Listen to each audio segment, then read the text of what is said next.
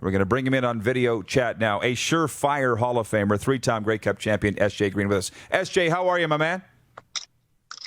I'm doing good. How you doing, Rob? Good. Where are you at?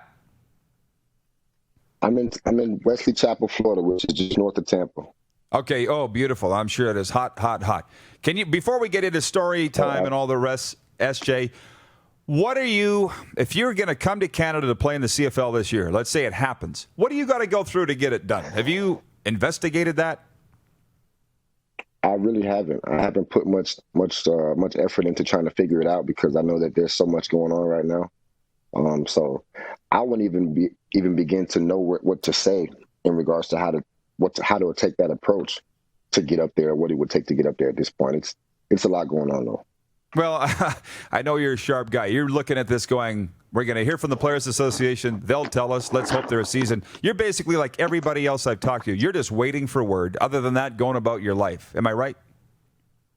Yeah, I mean, pretty much so. I mean, I'm at a point now where, you kind of have to think about life away from the game because, there's a potential that there won't be a season. So, we have to prepare and plan for that possibility. So, you have to kind of dive into the real world. So we got a lot of questions from viewers for you, SJ. Here's mine. I believe you are the recipient of the greatest catch in CFL history, and you know the one I'm talking about. Canada Day 2011 at Taylor Field. They just replayed it the other night on TSN, the game again. It was a hell of a game. What do you remember about that play? To be honest with you, I remember we ran the same play two plays in a row because the play was a touchdown. I ran a fade against Donovan Alexander in Saskatchewan, and I caught the touchdown. And we looked to the sideline, and Tressman was like, "Run it again." And we lined up, and AC threw the fade again. I just remember thing I remember the most is Donovan tried to play me different, and I ended up spinning off of him because just the release guy. Let's say it again. You kind of had Donovan Alexander's number that day, so I appreciate it. So let's start it again. What you do remember? You said it was the second time you ran that play. Pick it up from there if you don't mind. Yeah, we ran that play 2 plays in a row. Again, I caught the touchdown on the first play, and then we turn around and we run the same play again. We look to the sideline, and Tressman's like, "Run it again." So we called the exact same play. What I remember most is Donovan lining up different than he lined up the second time. So I called myself trying to, switch up my release and maybe slip an inside release and then react to the fade at that point. But I ended up spinning off of him and, locating the ball in the back of the end zone and making a play and, helping my team try to, continue to fight for a win. But that was the play that I'll remember forever, and a game I'll remember forever too, because that was one heck of a game. Okay, well, so I'm glad you saw it the same way. And I'm sure it doesn't come up every day around the Tampa area, but it comes almost every day here. And let me ask you this. Has anybody mentioned to you any other catch that might be better in CFL history? Because I can't think of any. I mean, there was a lot of history before I got there. So, and I'm sure there's some catches that I haven't seen that would probably qualify for some of the top catches in CFL history as well. But, I would definitely rank it amongst some of the best. For sure. Hey, by the way, we got Craig Campbell. He's watching from the Hockey Hall of Fame in downtown Toronto. He was probably not actually there, but that's where he works. He says Champion's catch was superb.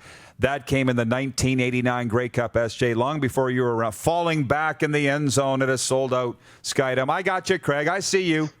That one was very good. I still like SJ's better, and that was against my team. What's that? See, I'm unaware. I would like to see that.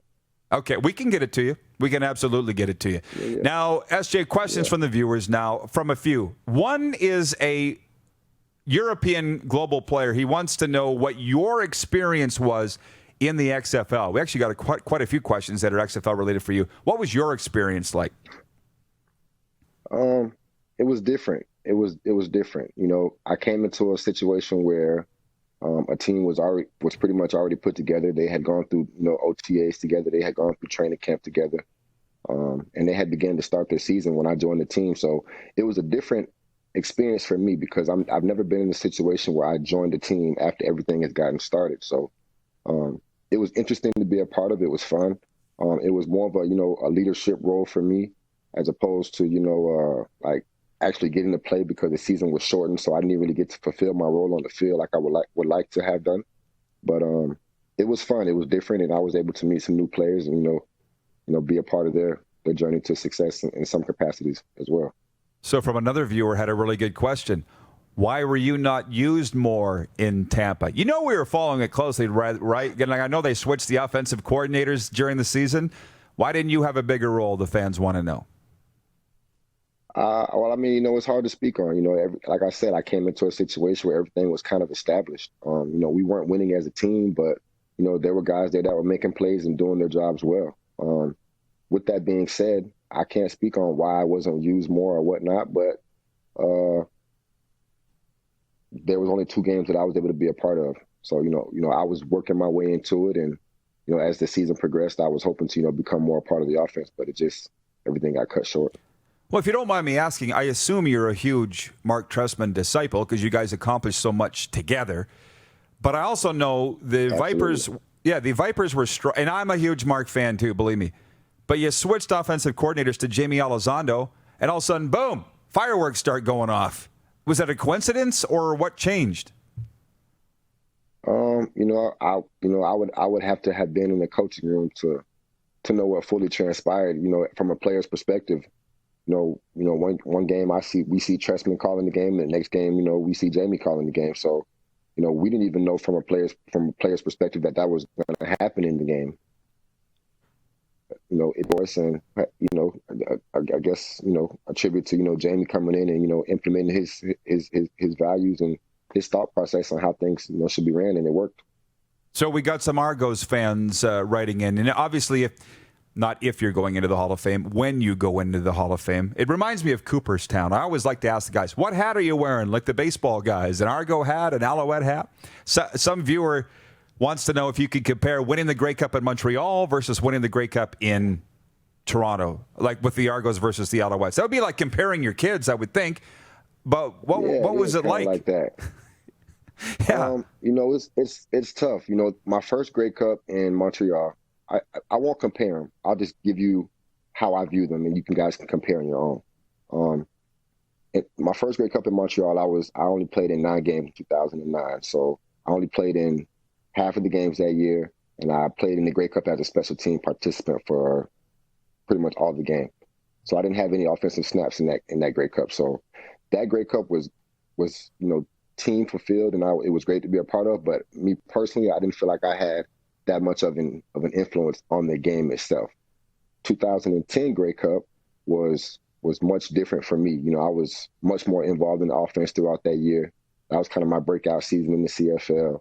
And, Jay Rich and myself, we had, similar stats in that Grey Cup game. And, he ended up getting the MVP. And, to me, that was a game that, I felt like I'm here now. Guys know who I am. And it felt good to help my team win one of the biggest games, on the football platform.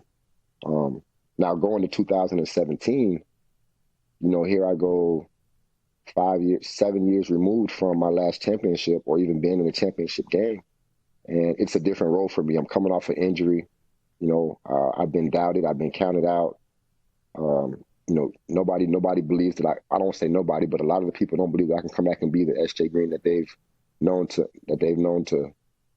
become to know. And that was such a motivated year for me personally. And the 2017 season also allowed me to be in a role of like more of a mentor leadership role to the younger receivers on my team, such as DeVere Posey, Armani Edwards. I'm not taking credit for their success, but just the bond that we created, and how I feel like we bonded and we helped each other grow. That year was just special, and I was 32 at that time, and I just felt like I was a lot more mature after the 2017 Grey Cup, and going through that process just felt different for me that time. But all 3 of them are special, but between 2010 and 2017, it's kind of hard to decide. Oh, I get it. More. Yeah, but at least you have the ability to talk about it. That part's cool. And I just think what happened, because I'm such huge fans of Pop and Trustman, just to watch it and them saying, hey, we got to bring in our guys. Let's bring in SJ. Let's bring in Bear. Let's get the gang all together for one last shot at it here. I mean, that's a hell of a story, SJ. And as far as I'm concerned, if those guys can do a turnaround in 9 months, anybody should be able to. What was their secret? I mean, I don't know. It was just, I think the aura around the team. You have to look at, when Jim Pop got hired, Trestman came on board. When they came on board, they were adding pieces. Everybody was put into a position where they were almost counted out. Jim Pop was let go from Montreal. Trestman was let go from Baltimore. I was released from Montreal. Bear was released from Montreal. Marcus Ball was released from the NFL. Cassius Vaughn was released from, I believe, Hamilton the year before. So, Devere Posey was released.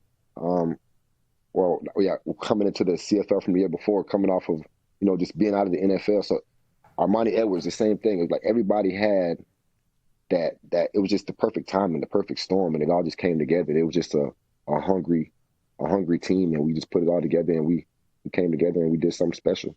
Well, that 2017 Argos team is historical because when Armani Edwards left here, and I'm in Saskatchewan, I had medical people saying he's done, his knees are done.